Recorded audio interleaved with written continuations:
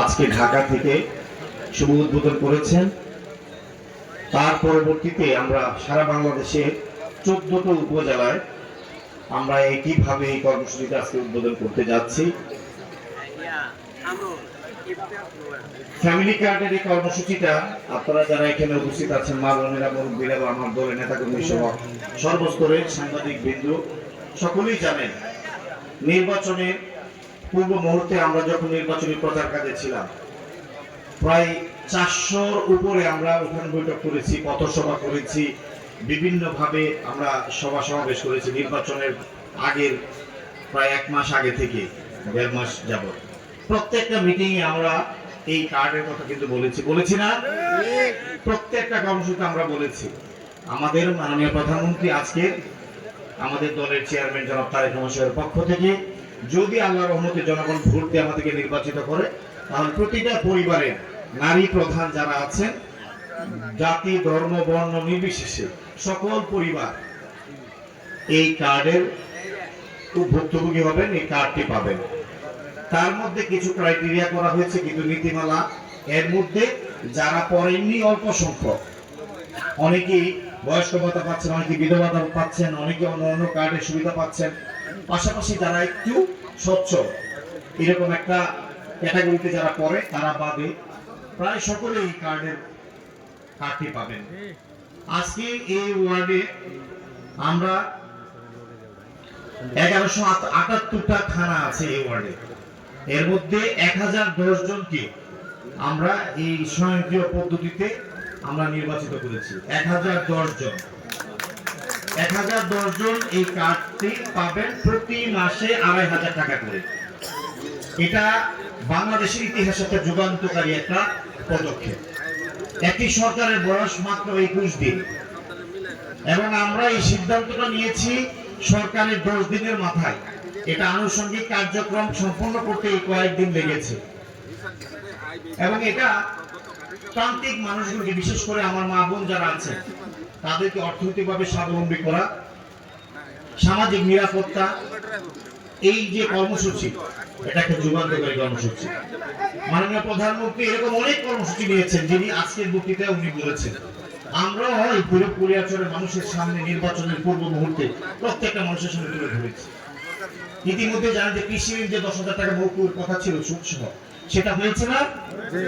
1550 কোটি টাকা সরকার মৌকুফ করেছে। প্রায় 12 লক্ষ কৃষক এই সুবিধা পেয়েছে। দেশনেত্রী বেগম খালেদা জিয়া 2001 থেকে 6 পর্যন্ত যখন সরকারে ছিলেন, তখন উনি 5,000 টাকা কৃষি ঋণ মৌকুফ করেছিলেন। আমরা কৃষক কার্ডের কথা বলেছি। আমরা ইমাম মুয়াজ্জিন বা অন্যান্য ধর্মের যারা বিভিন্ন উপাসনালয়ের প্রধান, তাদের ভাতার কথা বলেছি। খাল কাটা কর্মসূচির কথা বলেছি। মাননীয় প্রধানমন্ত্রী এই মাসের 16 তারিখে খাল কাটা কর্মসূচি দিনাজপুর থেকে শুরু করবে, উদ্বোধন করবে। আগামী মাসে মাঝামাঝিতে কৃষক কার্ড উদ্বোধন হবে। এমনি ভাবে প্রত্যেকটা কর্মসূচি যেগুলো প্রান্তিক মানুষের জন্য, আমরা সেগুলো বাস্তবায়ন করি। আমাদের মূল রাজনীতি হলো জনগণের কল্যাণ, জনগণের উপকার করা।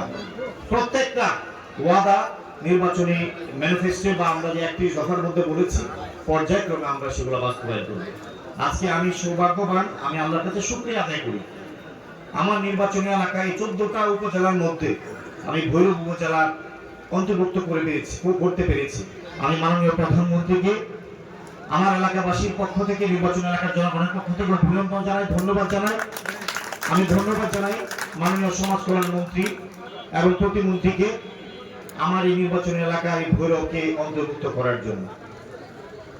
পর্যায়ক্রমে আমাদের এই ভৈরবের প্রতিটা গ্রাম, কুলিয়ারচরের প্রতিটা গ্রাম, সারা বাংলাদেশের প্রতিটা গ্রাম, প্রায় 4 কোটি পরিবার এই কার্ডের আওতায় আসবে। এবং এই কার্ড শুধু একটা মাত্র কার্ডই না, এই যে 2500 টাকা পেলাম এটাই শুধু না, এই কার্ড একটা সোশ্যাল কার্ড হবে, সামাজিক কার্ড হবে। যত নাগরিক সুযোগ সুবিধা আছে এই কার্ডের অন্তর্ভুক্ত হবে পর্যায়ক্রমে।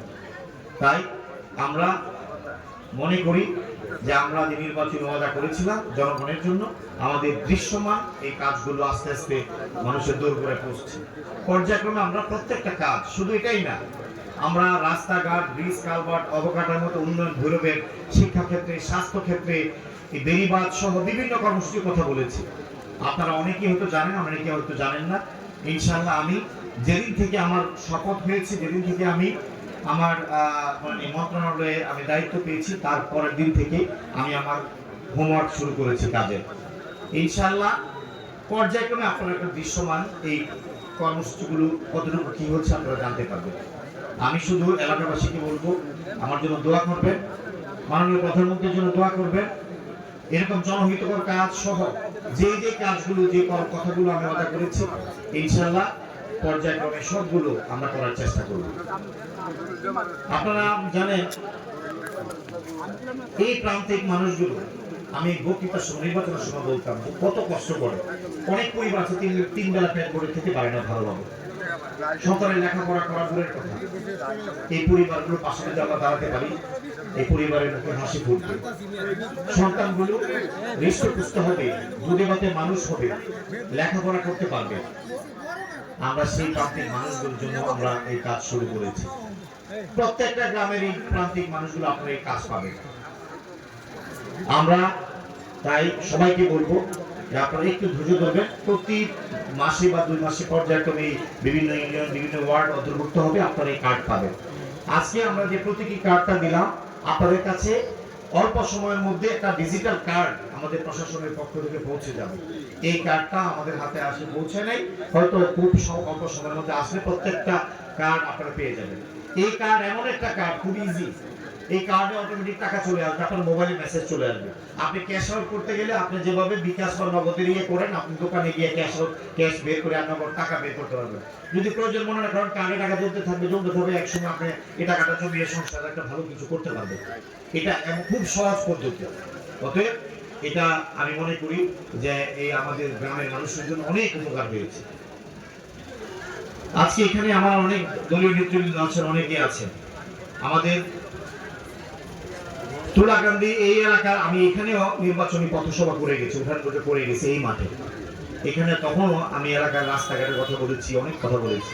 আজকেরও মানপুরে আমার নেতা কর্মীরা দু একটি বিষয় আমাকে উপস্থাপন করেছে, তার মধ্যে কবরস্থানের সমস্যা তুলাকান্দিতে। এখানে মাটি ভরাট সহ সীমানা প্রাচীর, তুলাকান্দি পশ্চিমপাড়া মসজিদে কবরস্থান পর্যন্ত রাস্তা প্রশস্তকরণ, বাগাইকান্দি প্রাইমারি স্কুল থেকে গ্রামের পূর্ব পাশে উত্তর দক্ষিণ রাস্তা পাকাকরণ, ভাগনামারা নদীর বড় ঘাট থেকে মেঘনা নদী পর্যন্ত ড্রেজিং ব্যবস্থা করা, তুলাকান্দি কবরস্থান থেকে চাঁদপুর নাদারকান্দা রাস্তা পাকাকরণ দাবি সহ এরকম কয়েকটা বিষয় অবতারণা করেছেন। এটা আমি নিয়ে যাচ্ছি। কবরস্থানের যে বিষয়টা আছে আমি নেতৃবৃন্দকে বলবো, ইতিমধ্যে আমাদের হাতে একটা প্রকল্প আছে, আমরা সেটাতে আপনাদের এটা ঢুকিয়ে দিব। কবরস্থানের বিষয়টা, রাস্তার বিষয়টা একটু প্রক্রিয়ার ব্যাপার, ইনশাআল্লাহ ধৈর্য ধরে।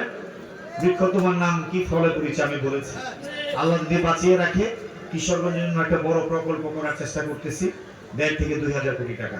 এটা প্রক্রিয়া চলছে। শুধু কিশোরগঞ্জের উন্নয়নের জন্য ভৈরবকুলিয়ার তো থাকবে আমার নির্বাচন এলাকা 13টা থানায় রাস্তাঘাট ব্রিজ কাভার করার জন্য আইনজীবী মন্ত্রণালয় থেকে আমরা একটা বৃহৎ প্রকল্প নেওয়ার চেষ্টা করছি। আমরা যে ব্রিজের কথা বলেছি বিভিন্ন জায়গায়, এগুলো ইনশাআল্লাহ করব।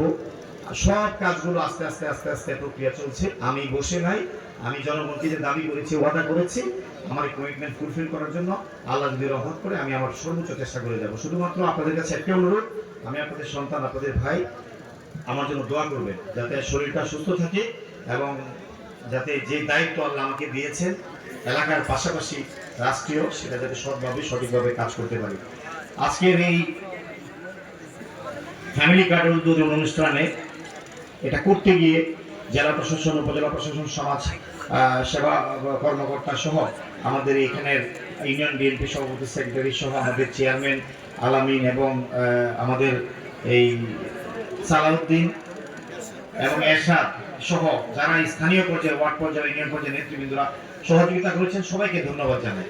এবং আমি আপনাদের কাছে এটাই বলবো, মাননীয় প্রধানমন্ত্রীর জন্য আপনারা দোয়া করবেন। ওনার যে সৎ ইচ্ছা, ন্যাক নিয়ত, যেভাবে উনি প্রান্তিক মানুষ বা এলাকার বা দেশের মানুষের জন্য কাজ করে যাচ্ছেন, উনি যাতে সেই মানুষের প্রত্যাশার জায়গায় বাংলাদেশটাকে নিয়ে যেতে পারেন। আমরা তার সহকর্মী হিসাবে আমরা ওনাকে সর্বতভাবে সহযোগিতা করে যাব। আমি শিমুলকান্দিবাসীকে